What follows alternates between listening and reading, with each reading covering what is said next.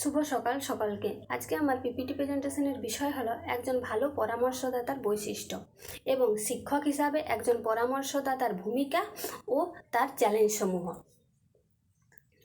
মানুষের জীবনে নানা সময় নানা রকম মানসিক, সামাজিক, পারিবারিক সমস্যা দেখা যায়।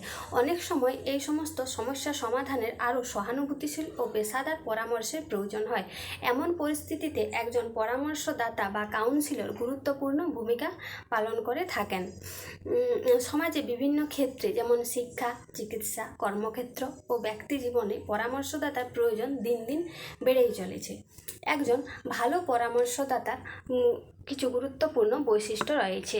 সেই বৈশিষ্ট্যগুলি হলো সহানুভূতিশীল। প্রথমত, পরামর্শদাতাকে সহানুভূতিশীল হতে হবে। একজন ভালো পরামর্শদাতা অন্যের আবেগ ও অনুভূতি বুঝতে পারেন এবং সেই অনুযায়ী সহানুভূতির সঙ্গে আচরণ করে থাকেন।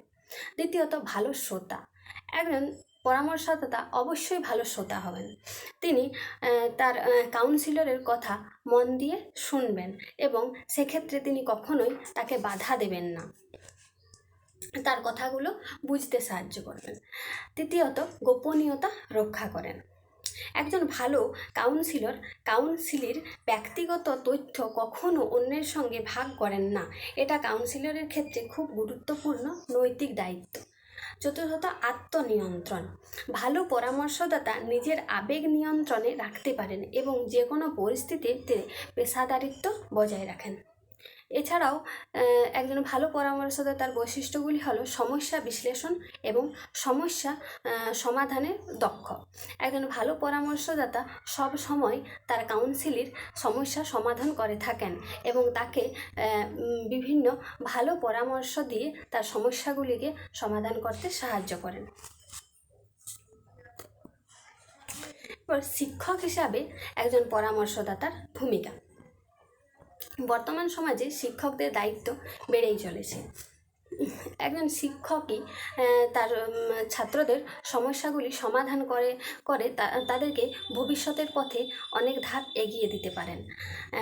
যেমন ছাত্রদের মানসিক ও আবেগজনিত সমস্যায় সহায়তা করা।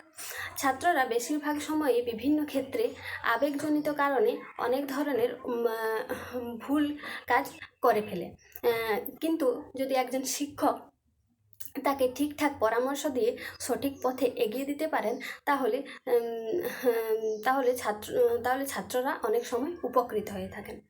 আত্মবিশ্বাস গঠনে সাহায্য করা। একজন শিক্ষকই পারেন একজন ছাত্রকে আত্মবিশ্বাসী হিসাবে গড়ে তুলতে। এরপর ভবিষ্যৎ পরিকল্পনায় দিক নির্দেশনা দেওয়া। অনেক সময় ছাত্ররা বুঝতে পারে না তারা ভবিষ্যতে কি করবে এবং ভবিষ্যতে কি করলে তাদের ভালো হবে।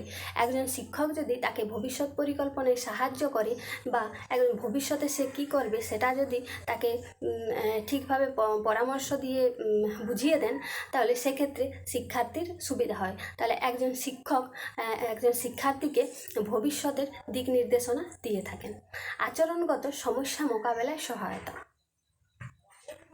অনেক সময় শিক্ষার্থীরা বিভিন্ন ধরনের ভুল আচরণ করে থাকেন।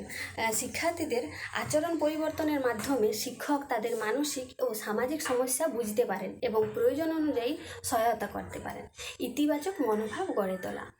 শিক্ষার্থীদের মধ্যে ইতিবাচক মনোভাব গড়ে তোলে তাকে আত্মবিশ্বাসী করে তুলতে সাহায্য করে থাকেন শিক্ষক। এরপর রয়েছে শিক্ষক হিসাবে পরামর্শদানের চ্যালেঞ্জসমূহ।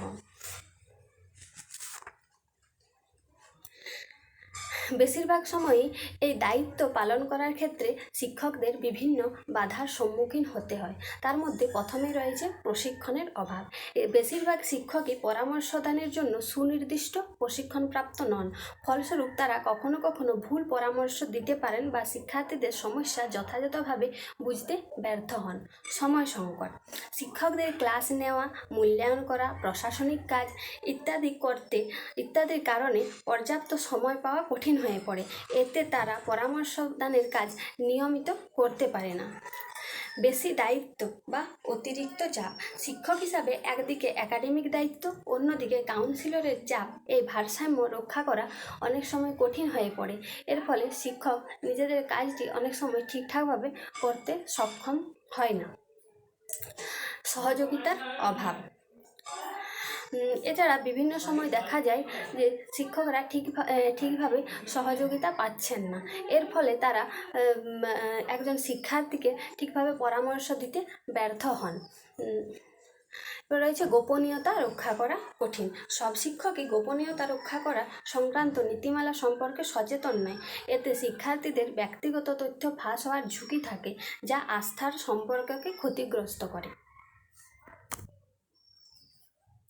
একজন শিক্ষক যদি দক্ষ কাউন্সিলরের ভূমিকা পালন করতে পারেন, তবে শিক্ষার্থীদের সামগ্রিক উন্নয়ন অনেকাংশে সম্ভব হয়। তবে তার জন্য প্রয়োজন যথাযথ প্রশিক্ষণ, সহায়ক পরিবেশ ও সময় ব্যবস্থাপনা। শিক্ষকের উপর এই অতিরিক্ত দায়িত্ব চাপানোর আগে প্রয়োজনে কাঠামোগত প্রস্তুতি ও সহযোগিতার প্রয়োজন রয়েছে।